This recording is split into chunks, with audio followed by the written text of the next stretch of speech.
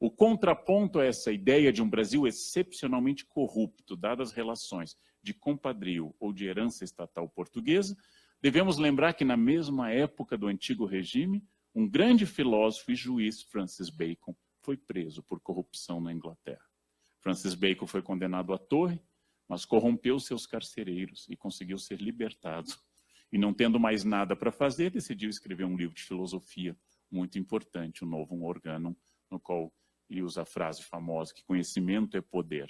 Da mesma forma, as companhias de comércio francesas da futura Louisiana são notáveis pela corrupção.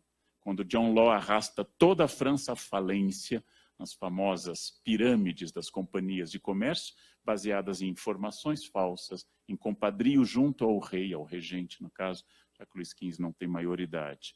Ponto curioso. Portugal, fonte da nossa corrupção, por essa lógica estatizante, deveria ser notavelmente corrupto, e não é. Portugal é menos corrupto que o Brasil. Em que momento Portugal teria tido essa mudança? Ou em que momento nós, discípulos da venalidade portuguesa, teríamos nos tornado piores do que os professores? É muito curioso porque não há esse momento. Mas é interessante notar que nos Estados Unidos, tema que eu trabalho em algumas obras, a corrupção se concentra notavelmente na iniciativa privada. É o caso dos barões gatunos do século XIX. E mais recentemente, especialmente no primeiro e segundo governo Bush, na associação entre interesses familiares do petróleo, junto com a política externa norte-americana, denunciada em várias obras.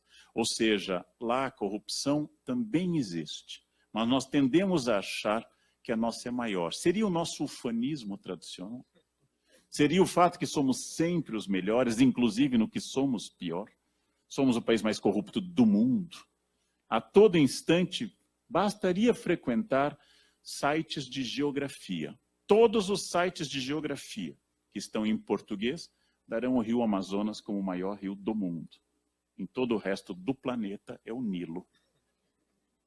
E a chave para saber se é o Nilo ou o Amazonas está na língua. Em inglês, always Nile. Em português, sempre o rio Amazonas. Com uma choradinha que é a inclusão dos Solimões para dar uma esticadinha final. Seríamos ufanistas até nisso? Já que nos acostumamos a achar que ufanistas seriam nossos vizinhos argentinos, ou os nossos vizinhos de cima, os norte-americanos? Bem, há uma outra questão importante, e eu quero lançar essas dúvidas. Ser colônia é um peso. A colônia significa que o foco jurídico do poder está bem deslocado, e o único foco de poder que o colono sente, onde ele tem participação histórica, é a Câmara Municipal, onde os homens bons se assentam. Ou seja, os brancos, possuidores de terras ou escravos.